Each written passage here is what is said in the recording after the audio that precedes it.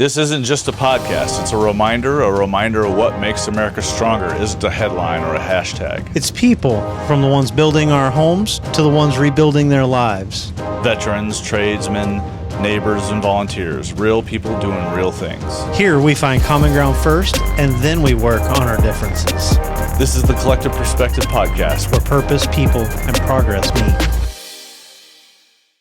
Hey everybody, welcome back to the Collective Perspective Podcast. My name is Jeff, and I'm here with my buddy Travis. What's up, Trav? What's up, everybody? Glad to be back.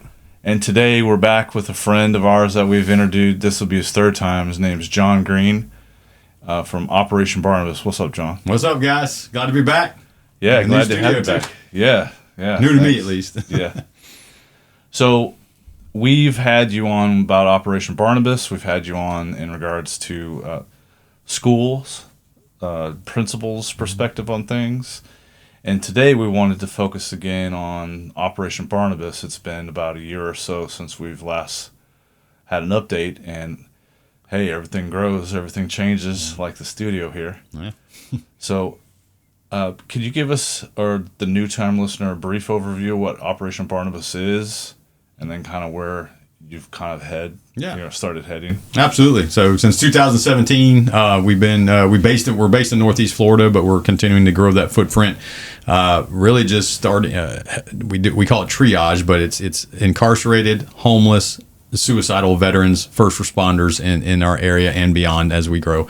And what we do is we use triage. So we, just like in the medical or emergency room, we assess what is going wrong. What is wrong with this veteran? How did they get in this situation? Homeless, incarcerated, suicidal, and then we help put their life back together. And we do that in a unique way, in that we do it through one-to-one mentorship. And so that's what makes Barnabas different. That's what makes Barnabas unique from other organizations is that every veteran that comes into our program is assigned one human. That one human is not a clinical worker. We don't consider them a client. It's you and me figuring it out piece by piece in the emergency room, triaging, going, okay, how do we help you get your marriage put back together? How do we help you get a home? How do we help you get a job? How do we help you, whatever it is that caused them to get into that death spiral, we help them get their life back together. So that's what we've been doing since 2017. Since we last talked, what's changed really dramatically is that we are now in two jails, the Duval County Jail, which is one of the top 5, I think, largest in the United States, and now the Clay County Jail, and hopefully soon to be up in Brunswick in the Glenn County Jail. And we want that jail program to expand into every jail that we can get into. But what it is we now have dedicated vet pods. So if you get arrested in those counties where we are, a veteran doesn't go to general population. They have the opportunity to go to a dedicated veteran pod where we work with them and we begin the process of that triage while they're incarcerated. We have a program, curriculum called Houses of Healing. We're partnered with the Lionheart Foundation. They're based up in Boston, Massachusetts area. Perfect partnership because they love to do curriculum. We want to do the instructing. We want to get in the mud with the veterans. So we've partnered with them now, and so that curriculum is in both jails, so that when they get out and they're released, they're much farther along in that triage process than they normally are. So as soon as they get out, we do the wraparound services like we talked about, one-to-one mentorship, and here we go. So that's amazing. Custom work. Yeah, custom work and expanding a little bit more and getting somebody in a place that they don't really want to be in. So that's kind of nice. So can you tell us a little bit about your background, like what led you into veteran services and faith-based nonprofit work? Yeah, so there's 45,000 veteran organizations in the United States, and my best friend is a Force Recon Marine, part of the MARSOC community, and when we met, I was his mentor, and so that was the catalyst for how Barnabas was begun, is the relationship that Trey and I had, my best friend. And so when we were going through our relationship and building that relationship from strangers to mentor-mentee to friends to now brothers, we realized this is powerful. This is life-changing. This one-to-one mentorship, this discipleship idea. Obviously not ours. God made it a long time ago, but it works and it's powerful. And so we wanted to replicate that again and again and again and again, and then give every veteran that same opportunity to have that relationship and have their life put back together. Your organization emphasized a hand up or a hand up, not a handout. Can you explain that phrase? Yeah. So again, going back to that, 45,000 veteran organizations out there. I think people, because we do feel indebted. I mean, these men and women have, you guys have. Some sacrifice the ultimate sacrifice, giving up their lives, giving up their limbs, giving up their bodies, and we forget about the families that have to sacrifice. The wives. I was just telling a wife. She said, my husband served for 31 years, and I said, thank you for your service, right? Because she was just as much a part of it as he was, and so we forget about that. And so 45,000 veteran organizations out there, people want to do things for them, but we found that when in any population, when you just give people stuff, it's not as impactful. But when you work together to achieve something and to earn something, it's powerful. So like when we give a car to a veteran, you'll see it on our videos and oh, that's great. They're giving people cars. We didn't really give it to them. We just bought a car for a veteran. It was one of the nicest cars we've ever given away, our 40th car. And it was about $2,500 after we got the repairs and everything in it. And how much, the veteran donated, he put $500 into it. We don't care about the amount. The amount's not important to us. It's the fact that he's got some skin in the game, that he has some ownership of that vehicle. It makes it more special. It really does. And it just makes it more impactful. So that's the hand up, not a handout. So everything we're doing with the veteran is in that same mindset. We don't care about the amount. We care about that you have some skin in the game. What are the core programs that you focus on, like housing, employment, mentorship, and how do they interrelate? So basically, the core program is the one-to-one mentorship. Everything goes through that. We also do outdoors now. Trey is a boat captain, so he's up in Sneads Ferry. We have another group that's out of Sebastian, Florida, so we're taking guys fishing and hunting out of both those locations up in North Carolina and down in Sebastian, Florida, through Hooks of Hope and Spirit Fishing. So we have the outdoors, we have the jail ministry now that is up and going. And so we want that program to continue to grow. We do the community and connection meetings, which are growing.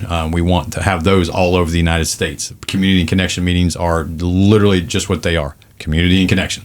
It's an isolation is now, I think the CDC now calls isolation a disease. They've classified it as a disease equivalent to 12 cigarettes a day. And so community and connection works against that, because what we do is we open up the doors for veterans to come in and speak and talk and share and just be a part of community and connect with other veterans. And so we do that every Tuesday night, and we have a Monday night group now, and we hope to just continue to grow that group all over the United States. And then the final thing that we do is what we call Barnabas missions. And so our guys are military, so they're used to serving. And so when they get healthy and they're going through that triage process, we don't just, hey, pat yourself on the back. Now it's time to go and serve and get in the mud. And so we've done hurricane relief. In fact, we've already got a bunch of guys jonesing to get down to Jamaica, and they want to go down there and serve. So we have a junior college football team that we partner with Nolan Carroll, former NFL player, and his mom, former lieutenant governor. These are mostly at-risk young men, and we encourage our guys to go coach, volunteer, be on the sideline. What makes your organization different than, because there's other organizations in the community, what makes yours different than others? Great question. So 45,000 veteran organizations, number one thing that makes us different, I personally, I know there are others out there, but I personally can't, we've never run across one, but we are faith-based. So in addition to all the services and all the things, programs that we're talking about, we encourage, we don't manipulate, we don't bait and switch, and we don't force. We've worked with soldiers from all different walks, all different backgrounds, but we are, as an organization from the top, our battle cry is Christ first. So that makes us very unique in the veteran space, because there are very few boldly faith-based organizations that do that. Secondly is that one-to-one mentorship. It's messy, man. People don't understand that, and that's why so few people do it. Is when you and I get into a relationship and we're doing life together, especially a broken veteran, it's not all roses and puppies and hey, everything's going great and everything's winning, man. It's one step forward, two steps back sometimes, and sometimes they end tragically. We've lost some of our veterans, sadly. We've lost a couple to suicide and overdoses, and so it's heartbreaking. We have a mentor that really hasn't mentored since he lost his mentee. It broke his heart, and he just hasn't had the heart to kind of jump back in the fight. So it's messy, but it needs to be done, and it's worth it, and veterans are worth it. It's worth the fight. So those two things, the faith-based and the one-to-one mentor, is really what makes us different from the other groups. And the wraparound services, like I said, there's a lot of groups take guys fishing, looks great on Instagram, put the pictures up, yay. But then Monday he goes back to his demons, he goes back to his addictions. We want to be there on Monday. We want to be the guys on Monday too. We're going to take you fishing, but we want to be there on Monday. Yeah, that's. I think that's very good. Part of the program is that follow-up, that follow-through, if you will. Could you share a story about a veteran who went through your program and experienced a transformation? Yeah, we got one just brand new, man. He's it's pretty cool. I think we sent it out a couple months ago, but he was in the Duval County veteran pod out there at they call it the P Farm. And when he got arrested, they told him about the program, and he literally told us, he said, "Yep, I heard that," and he goes, "I wanted nothing to do with you guys. I didn't want to hear that garbage. I didn't want to hear that junk." He goes, "But I figured I'm not going to general population, probably get a little better food, maybe get treated a little better conditions and all that." So he literally goes in there with a selfish mindset of, I'm not going there to get better. I'm going there because I want to get better stuff. And as he went through the program, he said, and I listened to your instructors, the guys that go in and teach for us in the jail, a lot of them are veterans themselves. Some of them have been on the other side. They've been where those guys are. And so instant respect. He starts hearing these messages. He starts changing, and when he got out, it was so amazing. We got him a job at NES Jack's, forklift operator. Immediately got him into an apartment. He got custody of his young son, and just a complete 180. His mentor jumped into his life, jumped into his junk sometimes, got into him, but I mean, they formed a great bond, and I just watched him change. And so it was so transformational that the jail found out, and they invited him to come back and be the keynote speaker at the next graduation. And this was the cool part. So at the next graduation, he's the keynote speaker. He's up there, and man, it was this summer, and it's hot and it's 100 degrees. And he told the guys, he said, "Listen, man," he goes, "I'm not being mean." He goes, "But after we're done here today, you guys are going back and you're gonna get locked up in a cell." He goes, "Me and my little boy are going to the pool. I'm walking out that door a free man, and I'm taking my little boy to the pool, and I'm gonna go be dad. And I'm going to go love my son, and I'm going to go, and people are just sitting there weeping and crying because you're sitting there going, where this guy was, 6 months ago, a year. Now he's a father, and he's fighting for his marriage, and he's fighting for, it's just a complete 180 from a guy that said, I just think I'm going to get better food, to, no, I'm embracing everything you taught me, and I'm now implementing it in my life. It was powerful. His name's Quentin. Amazing guy. Those stories are wonderful to hear. I love the transformation and the actual impact that you're having on somebody. That's very nice. Well, what was really cool too is he had never been asked to have that kind of responsibility, to be a keynote speaker at something like that. And all the brass comes out, all the sheriff's office brass comes out. I mean, it's a pretty big, they do a great job with the graduations. And so for him to be asked to have that responsibility, to stand up there as a man, as a father, and say, as a man of God, and say, hey, I'm different. I was here, now I'm here. Every guy in that room heard that, man, and it was like throwing that rock in the pond, just ripples. So what's the secret recipe for change? You said you keep on saying the guy changed. How did he change? Why do you think he changed? Well, as a Christian, I believe it's God working on our lives. Obviously, from a Christian standpoint, I believe the Holy Spirit and Jesus and God. It's transformational. But from a worldly aspect, for anybody, when another human being comes alongside you, and this person has nothing in the fight, they don't have a dog in the fight. They're not getting paid. They're not a lawyer. They're not a doctor. They're not a therapist. They're not anything. They're nobody. We tell people, who are your mentors? Nobody's. Well, what are they experts in? Caring. And so to have a person care enough about you to say, I'm going to sacrifice my time, my treasure, and my talent to help you get your life back in order. What are you getting? Nothing. That's powerful. That's the secret sauce that you asked about. Like, it's, wait, you care about me that much? Yeah, I care about you that much. So that's what changes people's lives. So you have Operation Barnabas has a lot of partners with churches, government, employers, and other nonprofits. What has been the key to the successful partnerships? Exactly what you guys said earlier. Hand up, not hand out. When we go to a business, for example, my goal is, I'm not asking that business for money. I want to help that business make money, because if that business wins, then we win. So, for example, just today, as we speak, the office space that we utilize is rented, paid for. Everything in it is A+ environmental. They're just a wastewater. They do a sewage, gross stuff, but they love Barnabas. The CEO is a great friend of mine, and he said, "Hey, I want to bless you guys, and so I'm going to give you an office space, copier, electric, internet, all the things. We're paying for it, so you guys don't have to take it out of your budget." Great, that's awesome. That's a win for us. I was there for the grand opening. Yeah. So how can I help him win?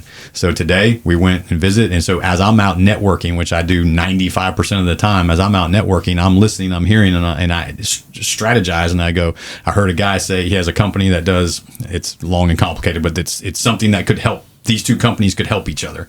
And so I said, hey, my friend could utilize you, and I think you could utilize him. Can we set up a meeting? Boom. So that's what we did today. Had a lunch at Four Rivers and then went to the site. These two CEOs are meeting, forming a partnership. Win, win, win. That's what we want to do. I want businesses, churches. I don't want to just oh yeah, give us money and so we can go do our thing. No, I want you to win too. So our partnerships are unique, that we try our best. When we do sponsorships for an event, that's like, what can I do? Yeah, I could do put your logo on there. Yeah, it looks great. That's awesome. No, I go to business owners and like, what can I do for you? How can we customize a package that's going to help your company get people in the door, utilizing our platforms of social media or whatever we need to do? So I try to do the same thing we do. It's everything we do with the veterans is relational. We want to be relational with our partners. How do you measure the success or wholeness?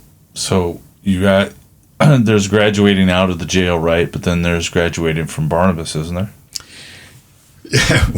we call it continuing care, so you don't really ever graduate because we're always here. Okay. I was talking to a guy today, and that was one of the things we talked about. Was he's doing great.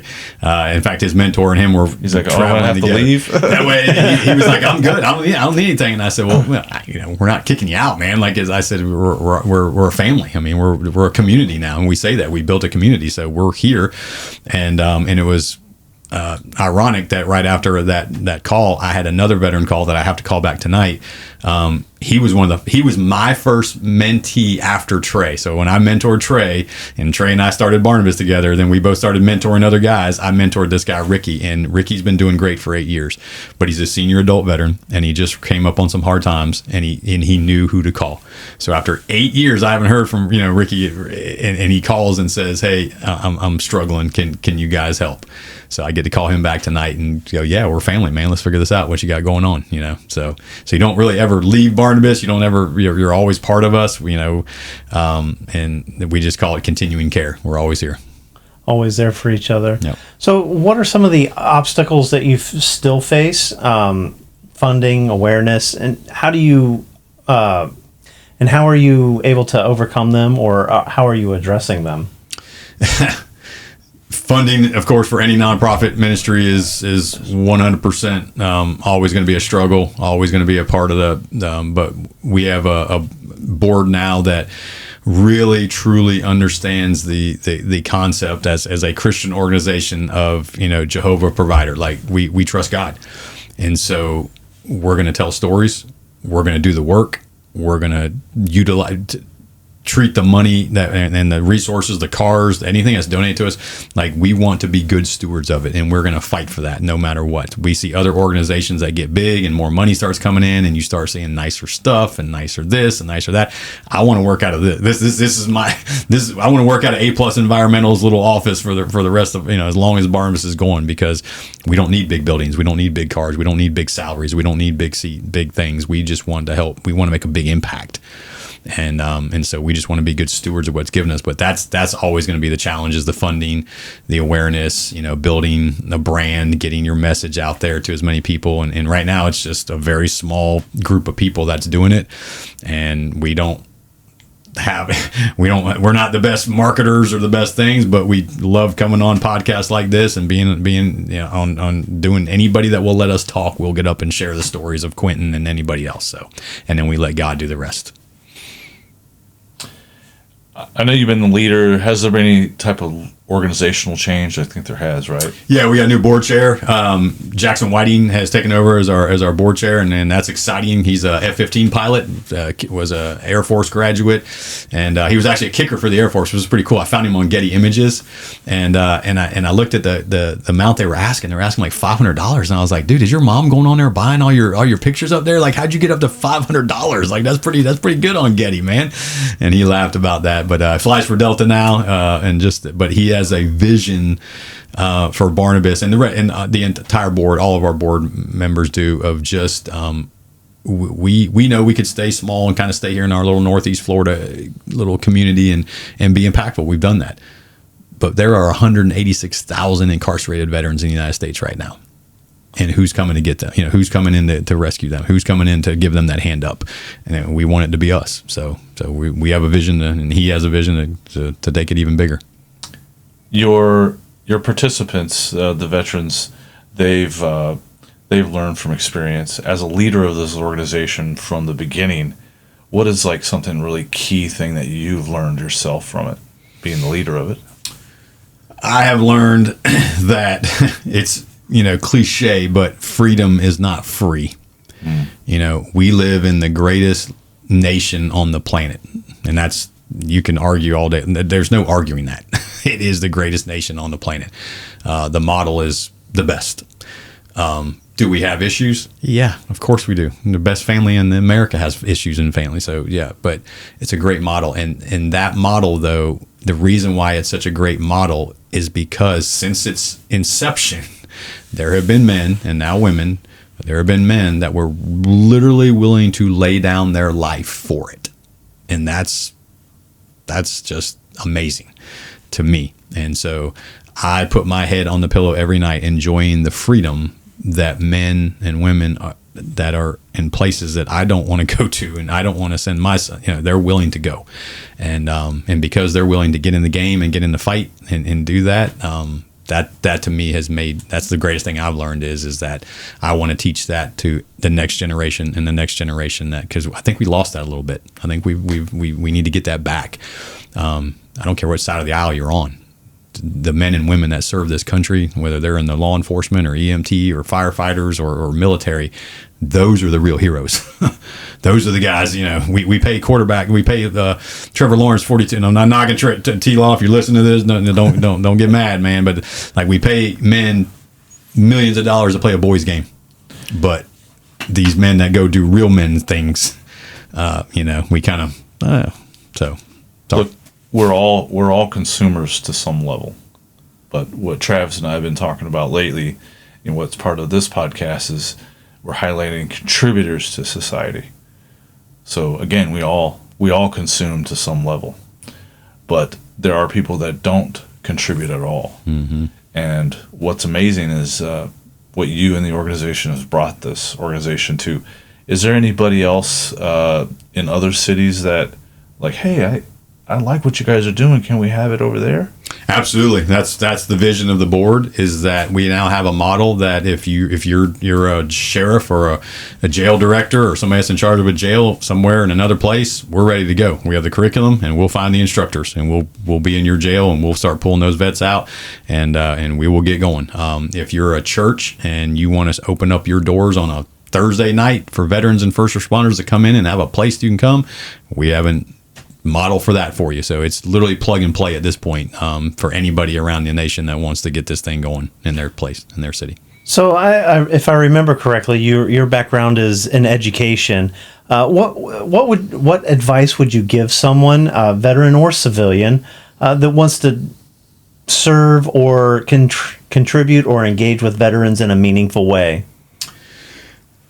Start with what's going on in your home. Teach your kids, teach your grandkids that this is the greatest country on the face of the planet, and be thankful for that, and that there are men and women willing to get on that wall and take that bullseye for you and me. Encourage them to serve themselves. Encourage them to, let's make the military a thing that, again, I saw a school do this, and I'm encouraging schools to do this. It was so cool. But when they did the sports things and all the D1 athletes and all the kids were signing their scholarships, that was great. They had those kids. But then they had all the kids that were joining the military. And they were there with their parents doing the same thing, signing on the dotted line to go in the Army. They were putting the Army hat on. They were putting the Navy hat on. And I'm thinking, let's keep encouraging that, because that's just as important as the kid signing a softball scholarship or a baseball scholarship, if not more important. And let's encourage that. Let's encourage the kid that's going into to go work on the line at JEA. Put his JEA hat on. Maybe he's going straight into the workforce, or he's going to become an HVAC, or let's get the trades going again. Let's make these things. Let's encourage these things. So for civilians, like, just thank God that we have men and women that are willing to go and join and serve and do the thing. So encourage that in your home. But then secondly, if it's not Barnabas, find a veteran organization that you can support, that you can get involved in some capacity. It might just be lending your time. It might just be volunteering at an event or something where you are interacting with veterans, because I think a lot of civilians don't. We see them on TV, you might see them on TV or on a show or a movie or things like that, but I don't know how much they actually spend time with a veteran saying, hey, tell them, that's what was me and Trey. I think Trey, I'm not a veteran. Why was Trey attracted to me? Why did he want to hang out with me? Because I just listened. I didn't have a dog in the fight. I was just willing to listen to the things that he was sharing with me. And I think that's what veterans need sometimes, is just somebody to listen to, somebody to be friends with you. I think what he's trying to say, Travis, is that he has empathy. He showed empathy even though he couldn't. Someone non-judgmental and that will listen to you with an open ear. Right. Yep.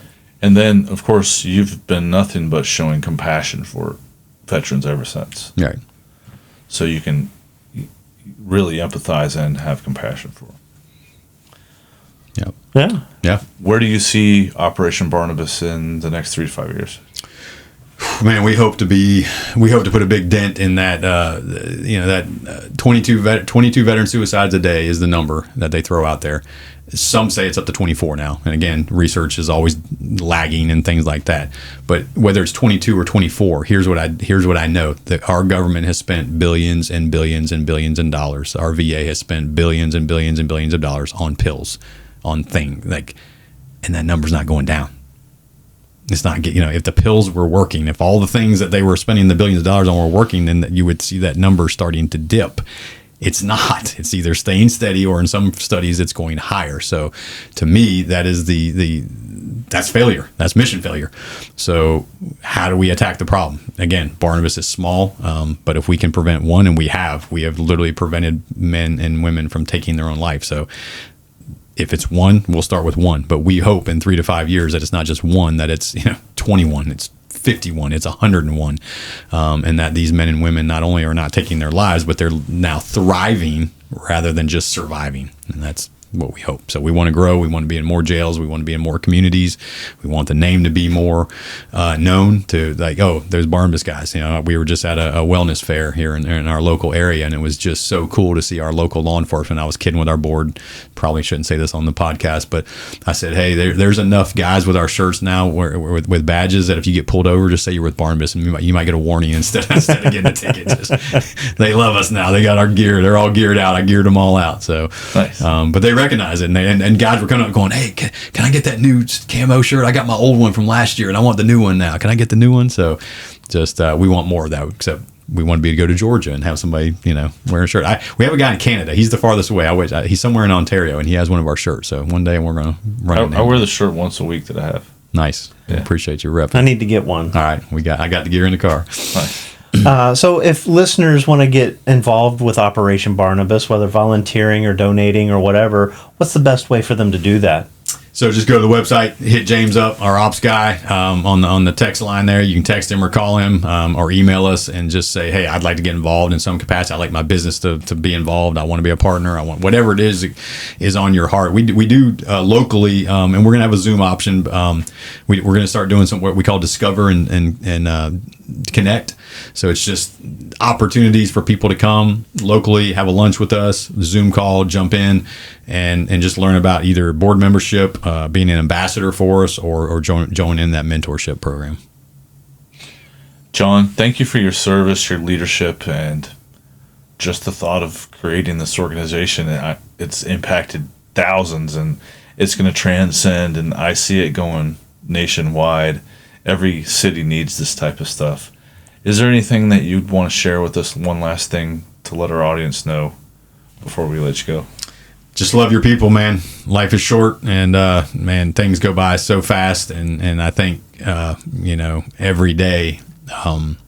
I think about my grandfather, who was a World War II veteran, flew B-17 bombers, and he would have been featured. He was one of the guys in the Apple Masters of the Air show that came out. In fact, I followed his flight log, and it matched up with the show. Wow. It was pretty fascinating. But I remember a story that he told me. He never talked about any of his stuff. He wrote it down, but he never talked about it. But he did tell me one story about, I guess it was somewhere up in the Midwest. There was a female basketball game, Division I. It was two big women's colleges were playing each other in a basketball game during World War II. And I guess one of the girls got fouled and a bobby pin fell on the floor. They stopped the game. And people came out from the stands and they walked up and down the floor till they found that bobby pin, because that's how much metal, that's how precious metal was. That was a bullet. That was a bomb. That represented one of our boys over fighting overseas. And his message was that we're all in this fight together. We're Americans. We should be unified in the fact that this is a great country and we need to help make it better and greater. And we're going to have different diverging ideas, but there are universal truths that we used to all agree to that we've somehow gotten away from. And I would just encourage the listeners, let's get back to those universal truths of family and love and building strong families and having strong fathers and strong mothers in the home. And man, let's get back to those core things that made us great, and strong military being part of that. So yeah, I would just encourage you, love your people. And like we say all the time, we say love God, love his church, love this place where we live, and love all people. Thank you for joining us, John, today and sharing Operation Barnabas with us. Once again, we love to hear these stories. It is very uplifting. I know it makes my day better when I come and hear some of these success stories. Yeah, there are some failures, but mostly you guys work really hard to make sure that your mentees are successful. So thank you. And we can, our listeners can log on to operationbarnabas.com to get more information. Yes, sir. Hey, thanks for watching. Peace out.